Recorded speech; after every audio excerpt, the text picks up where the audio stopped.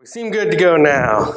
Sorry about that. I'm going to jump right in. Okay, last time I had the wonderful opportunity to preach. I talked in depth about a concept called a Markan sandwich. Some of you might not have been here, and so I'm going to briefly mention this concept again. But Mark, the Gospel of Mark, is known for doing something unique as far as all the Gospels are concerned, where he'll start a story, and then halfway through the story, Mark switches gears and tells a completely different story. And then when that story's over, he comes back to the first story again. They call this a Markan sandwich. Last time we studied... We looked at Mark 3, where Jesus is speaking in someone's house, and his family gets word of it, and they go, "What's he thinking? He's crazy." They start heading that way, and then Mark switches gears, and all of a sudden it's a story about an exchange with the Pharisees, where they accuse Jesus of casting out demons by the powers of Beelzebub, right? And then he quiets them down, and then his family arrives. He talks about, the people who do my word are my mothers and brothers, and he kind of says who his true family is, right? This is what we studied last time. And so there was a beginning and ending story, which were one story, and then a middle story. And the reason it is believed Mark does this is to use that middle story to give us some interesting context to the original story he's talking about, whether that's emphasis or so we can understand that original story better. So we're going to look at another well-known Markan sandwich, or like I call them, one of Mark's Oreos, right? Because Oreo makes much more sense. Cookie filling cookie, right? I hesitate to use this term because I'm worried that you all are going to get really familiar with Mark's Oreos, and then you're going to say it somewhere and people are going to think you're crazy, right? This is just a Travis thing, Mark's Oreos. But we're going to be in Mark chapter 11. And it's up here, and I heavily use the screen, but I think I have a laser pen. Okay. So this is right after, according to the Gospel of Mark, this is right after the triumphant entry into Jerusalem with the palm branches and everything, right? He says, the next day, as that's Jesus and his disciples, were leaving Bethany, Jesus was hungry. And seeing in the distance a fig tree and leaf, he went to find out if it had any fruit, right? A normal thing to do, I suppose. It says when he reached it, he found nothing but leaves. And what's interesting is, I guess this is pretty normal because it wasn't fig season, right? It says it wasn't the season for figs. It says, then Jesus says to the tree, "May no one ever eat fruit from you again." And his disciples heard him say it. So, Jesus curses the fig tree here. Right? Or at least that's the general interpretation. This is a curse. But I wasn't there. I don't know how he said that, right? And in my mind, it could have played out a few different ways. I like to try and imagine what the situation was like. And so in this case, Jesus he comes up to this fig tree and there's no figs. And maybe he's like got this teacher, I'm teaching my disciples. And he says something like, "May you never fruit again," and very teacherly and prophetic, and it's very pleasant, and walks on.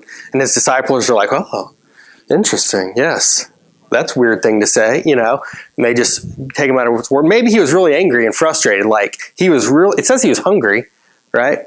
Jesus was hungry. So maybe he's ready for breakfast. He's a little grouchy. I mean, he was human, right? And he comes to the tree, and it's got no breakfast for him. And he's angry, "Ugh, curse you, tree, may you never fruit again," right? Angry Jesus. Maybe it was more like a God mode. And I say this jokingly, but maybe he was decommissioning the tree, right? As the God of all creation, saying that this tree has... and this is where I'm pulling from, because it says it was not the season for figs, Maybe he's telling this tree, it's time. You're done. You're decommissioned, and letting it go, right? And then Mark starts this story. Other places this story exists, like in Matthew, it ends right after this, right? But Mark shifts gears, right? And so it says, on reaching Jerusalem, Jesus entered the temple courts and began driving out those who were buying and selling there. He overturned the tables of the money changers and the benches of those selling doves, and would not allow anyone to carry merchandise through the temple courts. And as he taught them, he said, is it not written, my house will be called a house of prayer for all nations, but you have made it a den of robbers. So this is another interesting section about Jesus' ministry, because he just got done cursing a tree. That doesn't seem very Jesus-ly of something to do, right? I'm making up words, right? And now he's overturning tables and kicking people out. It's not your typical view of Jesus, right? And it doesn't really say he doesn't say he's angry. Where does it say, and Jesus got very angry and frustrated and took out his anger on the people in the temple? It doesn't say that.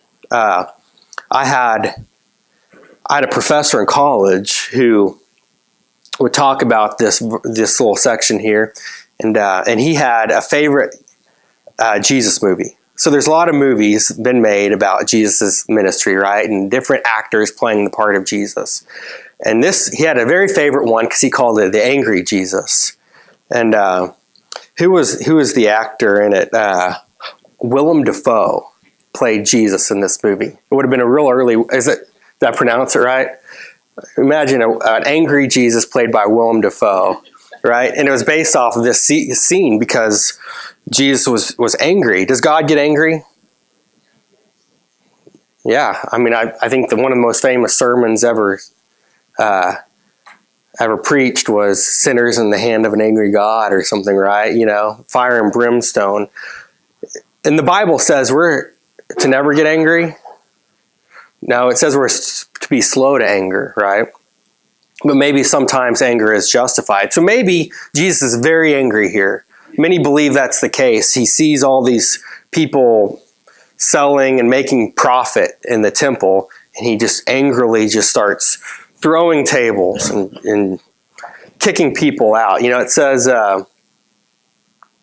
he began driving out those who were buying and selling there. I just have this image of Jesus kicking them in the butt as they go, get out of here, get out of my temple, right? So maybe that's how Jesus was. Maybe he just came and got so furious of what he saw, right? And but maybe it was something else, Maybe he was very teacherly during this time, right? And he said, Simon, Peter, Judas, get over here, and help me lift this table and push. Yeah, that'll show them, overturn that table, and, James, John, go tell those guys to get out of, maybe he's directing his disciples and they're just doing a nice cleaning house here, let's clean the temple up a little bit. Maybe, I'm not sure. Maybe it was more of a, and he needed to emphasize the importance of what he's getting at, right? This is kind of what I think, but I have no reason to believe this, but it's not uncommon for me to raise my voice at my kids to get their attention. I'm not angry. I really don't have any anger going on, but it might be Lila, stop jumping off the bed. You just raise your voice so they can pay attention, because if you don't raise your voice, they will never stop jumping off the bed, right? So, it's maybe you just clap, hey, big clap, right? I'll spare you the sound making, but you need that emphasis. So it could be that Jesus needed to emphasize how important his comment is going to be. So he just pushes some tables over, says, hey, listen, my house is supposed to be a house of prayer for all nations. And what have you done? You've turned it into a den of robbers. Interesting. If you're anything like me in my brain, you notice that it's a den of robbers here. It's hard to do this straight, right? Right? And you're thinking, this is the point he's trying to make, is that they turned his temple into a den of robbers, and they've got to stop it. But maybe that's not the case. Maybe he's really emphasizing, my house is supposed to be a house of prayer for all nations, and it's not right now. Who's praying? Raise your hand if you're praying. No one's in the temple praying. And not only are they not praying, they're just selling things. It's a marketplace, right? So maybe it's not just the emphasis on what they are doing that's wrong, but what they're not doing that they're supposed to be. It says the chief priests and the teachers of the law heard this and began looking for a way to kill him, for they feared him, because the whole crowd was amazed at his teaching. And when evening came, Jesus and his disciples went out of the city. And then we see the fig tree come back into play. In the morning, as they went along, they saw the fig tree withered from the roots. Notice the definite article, not an indefinite article. It's not just they noticed a fig tree, a trig tree, or fig tree. A fig tree. They didn't notice just any random fig tree. They noticed the fig tree, which means the same one that Jesus cursed earlier, right? And it was withered from the roots. And Peter remembered and said to Jesus, Rabbi, look, the fig tree you cursed, it's withered, right? Other gospels say it withered immediately after Jesus cursed it. But here, it's the next day they see it, right? Interesting how Mark, the actual flow of events isn't important. What's important is how what we learn from the events. So Jesus responds to Peter, right? And what does he say? It almost seems like it has nothing to do with what's going on. Have faith in God, Jesus answered. Truly I tell you, if anyone says to this mountain, go, throw yourself into the sea, and does not doubt in their heart, but believes that what they say will happen, it will be done for them. Therefore I tell you, whatever you ask for in prayer, believe that you have received it, and it will be yours. And when you stand praying, if you hold anything against anyone, forgive them, so that your Father in heaven may forgive you your sins, right?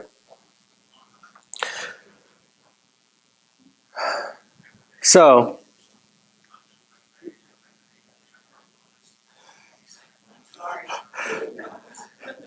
it's doing a better job than I am.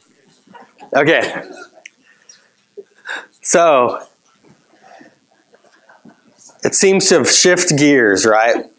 And Jesus' response doesn't seem to make a lot of sense to me in the context of the story here. Peter's like, look at that tree you cursed. It's actually super dead, And what's he expecting Jesus to be like, cool, told you. Or, what's Jesus how is he going to respond to that?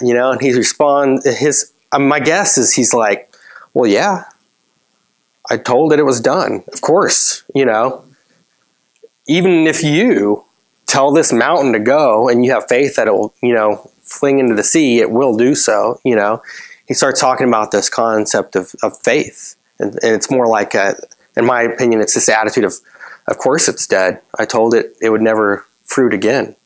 My word is absolute, And we could go on and on about this section, right? About faith and what having faith is like. And that's not actually what I want to emphasize in this particular message. You could probably write multiple sermons about that. But what's interesting to me, what caught my eye is there it is. Therefore I tell you, whatever you ask for in prayer, believe that you have received it and it will be yours, right? He's talking about faith, but then is it really about faith or is it about prayer, right? I'm trying to point out some interesting concepts here, because he's just in that middle, the filling part of the cookie message. He says, my house will be called a house of prayer for all nations. And then when the tree is withered,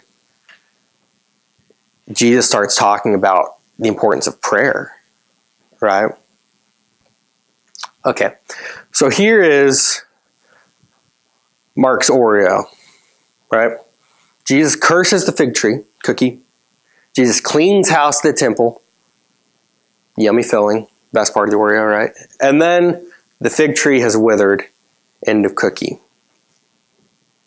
Now, I previously mentioned that the reason Mark did this was to emphasize some point or to provide extra context and to a point he's trying to teach, or that Jesus was trying to teach.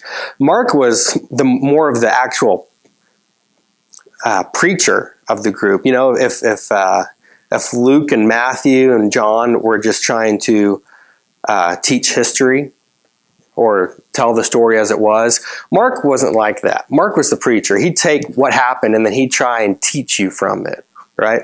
So this is why Mark would butcher the timelines a little bit, was in order to make, because he didn't care. He wasn't trying to make sure that Tanner knew exactly the order of events things happened. That wasn't his goal. His goal was, you know, if Jesus was teaching a lesson, he wanted his readers to fully understand what he believed Jesus was teaching, right? So Mark was preaching to us a little bit. And so what do I think the cream filling is emphasizing in this fig tree story? Maybe it's God's anger towards the lack of fruit. We're going back to maybe it's the concept of how God got angry at this tree. It could be that Mark is trying to tell us that God got angry and decommissioned this tree. Don't make God angry. And then he emphasized it by saying, there was this time when Jesus went into the temple and started cleaning house, and he got angry, right? Because they were doing the wrong thing and they weren't producing fruit. So he was getting them all out of there. He was decommissioning those people out of the temple. Maybe it was this Mark is trying to really show us that that Jesus was very, very passionate and angry during this fig tree interaction, right? It could be. Or maybe Mark is trying to connect the dots about the fig tree representing the temple, right? So if he had just told the story of the fig tree like Matthew does, right? And the story is by itself and it says Jesus found a fig tree. It didn't have any fruit. So he cursed it and it immediately withered. And then Jesus' ministry went on elsewhere, right? What would you have gleaned from that story? That Jesus kind of mean towards fig trees that don't create figs, right? So maybe Mark is trying to make sure his readers understand that the fig tree represents something, right? And what is Mark trying to say? If that's the case, what is Mark trying to say the fig tree represents? It would be the temple in this case, right? Or the clergy of the temple, so to speak, right? So Jesus sees a tree and it's not producing fruit, and he decommissions it. And then he sees a temple, and the temple is not producing fruit. So he decommissions it, right? He gets angry. He gets everybody out.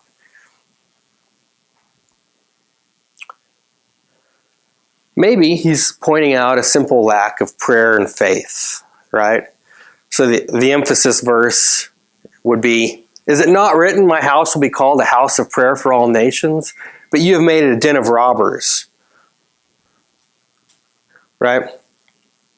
So, and this is actually the one I'm trying to say is makes the most sense to me.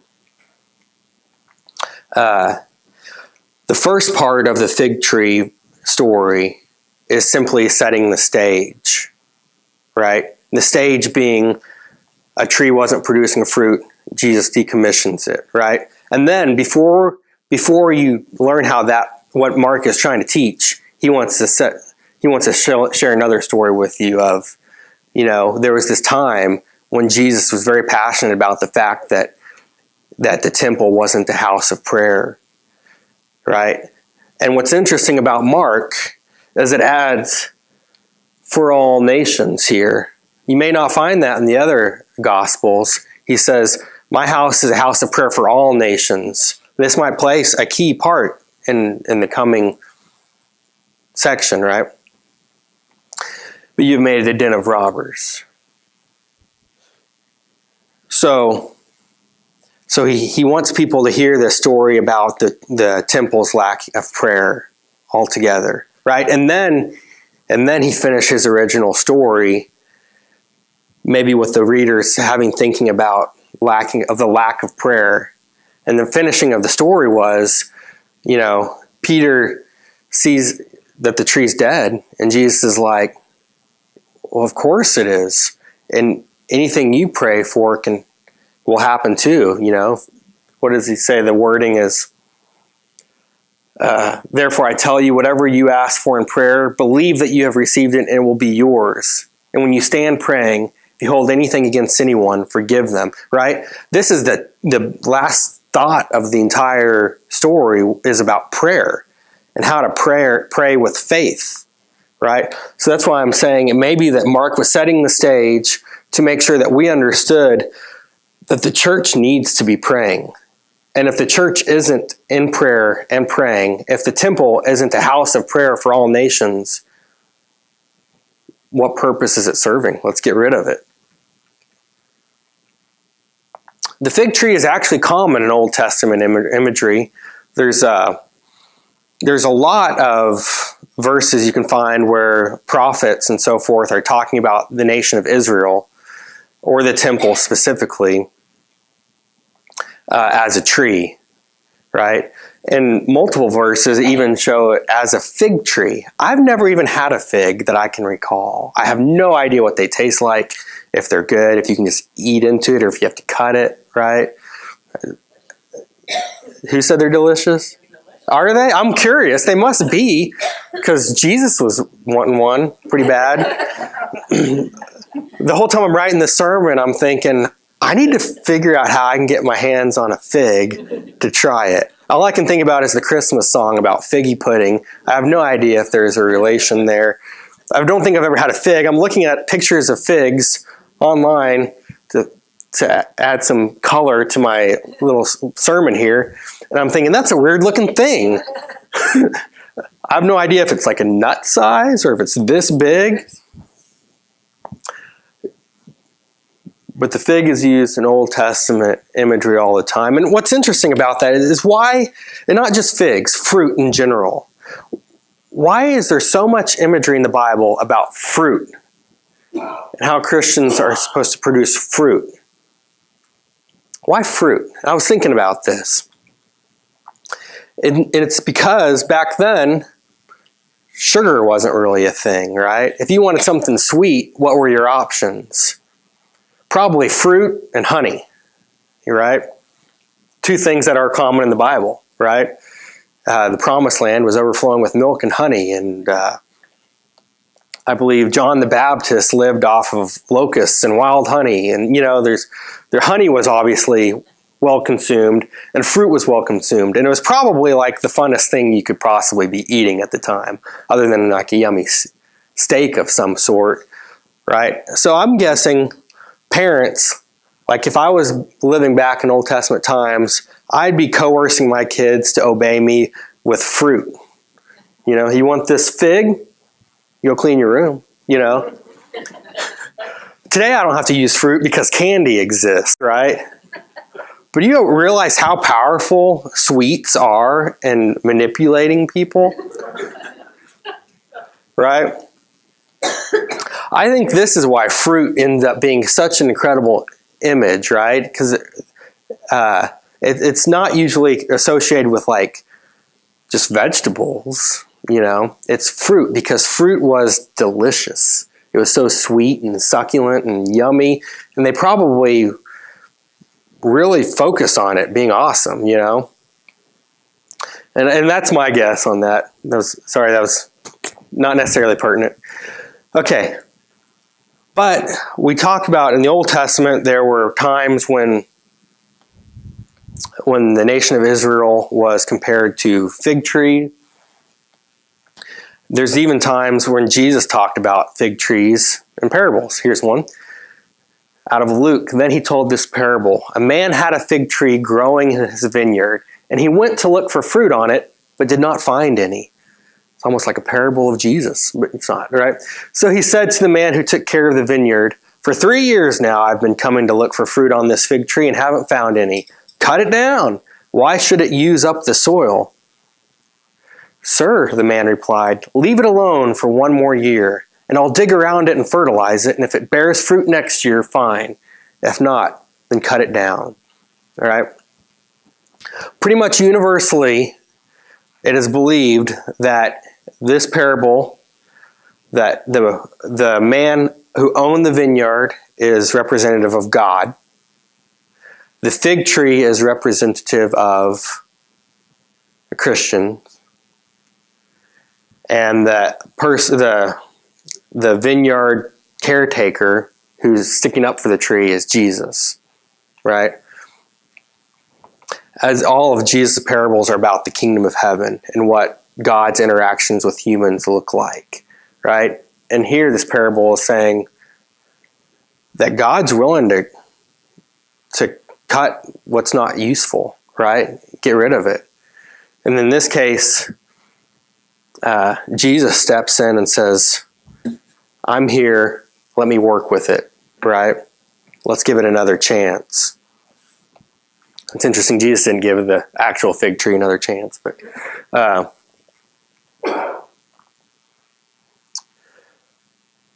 in John, this isn't necessarily a fig tree. Jesus says, "I am the vine, you are the branches.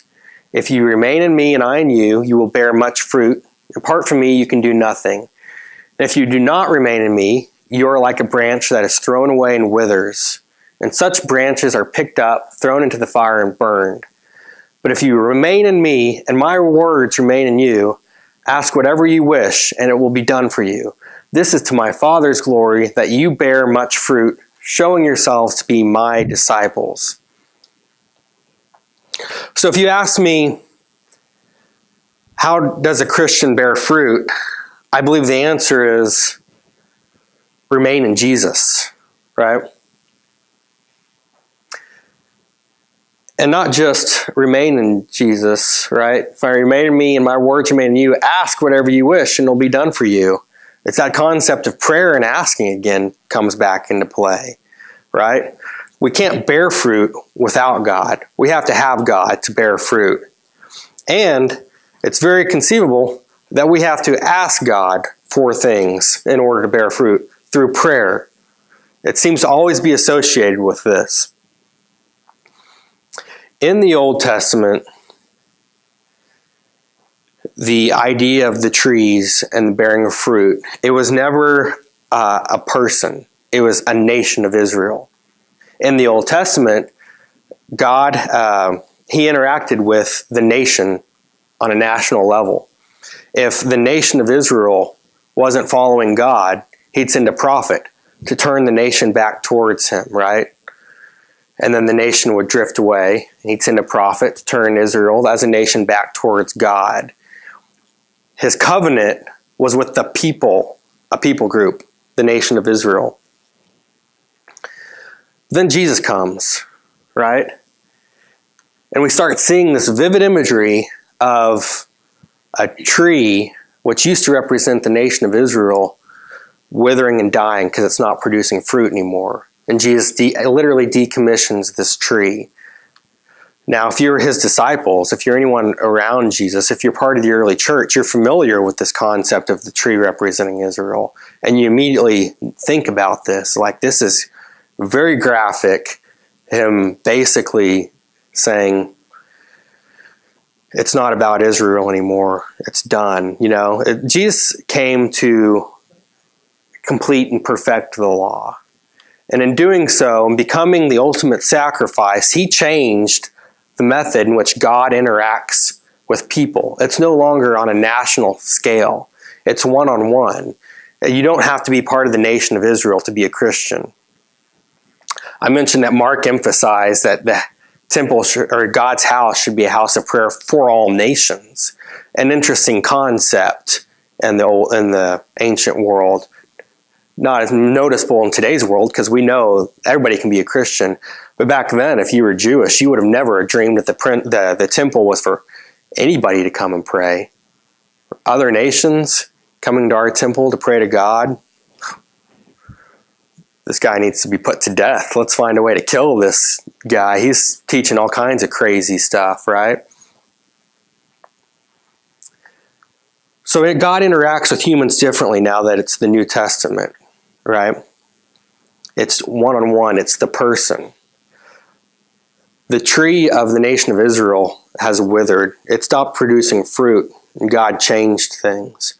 But now the tree will represent us as individual Christians. And if we're not producing fruit, then what is God going to do with us? He'll decommission us. I'm not going to say that means like put us to death or anything, but obviously, why is he going to keep trying to use something that's not useful? He'll shift focus to Christians who are producing fruit. In order to produce fruit, we have to remain in Jesus, right? That means it's back to being completely relationship-based and communication-based. We have to ask whatever we wish. It's, you can get into the idea of, are you praying within God's will or are you not? But that's not really the idea here. The idea here is we need to be praying regularly, constantly, in prayer, right? If we are now the temple in which God resides, and God's house needs to be a house of prayer for all nations, that's what it needs to be, a house of prayer. Our church, likewise, needs to be a house of prayer. If someone comes in here and we don't pray,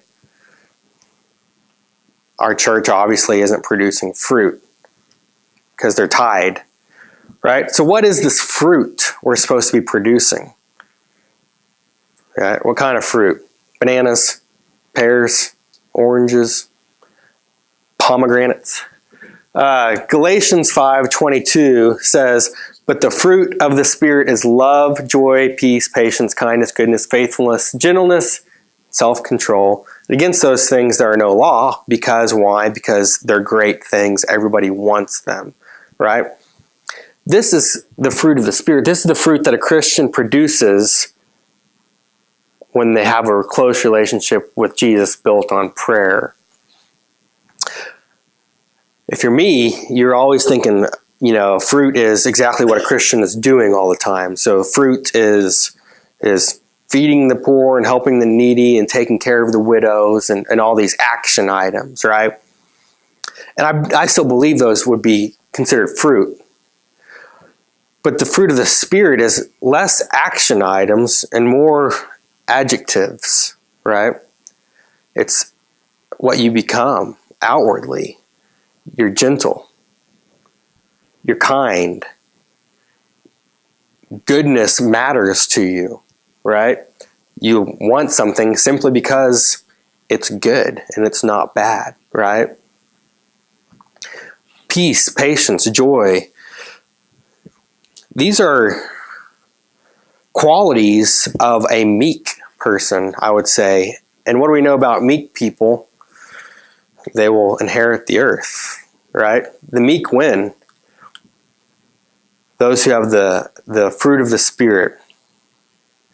And this is kind of the final point, right, of the sermon, is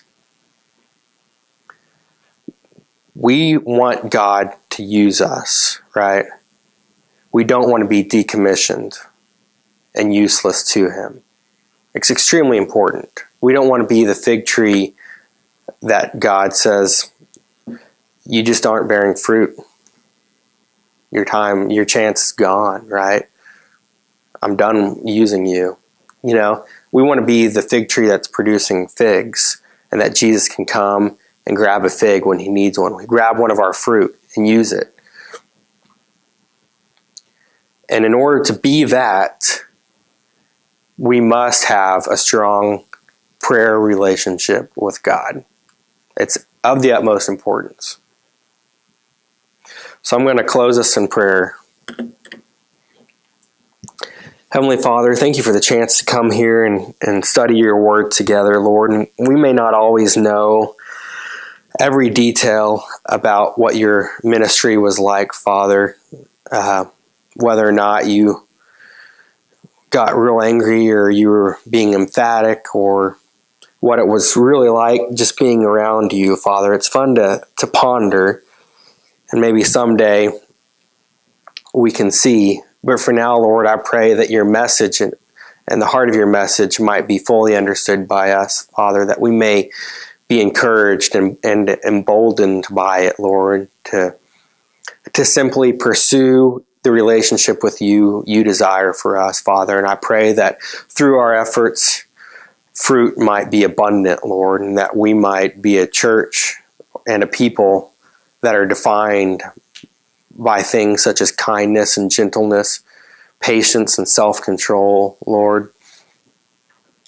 And that through those fruits, Father, that our ministry here, Lord, might be strong and robust, Father, effective.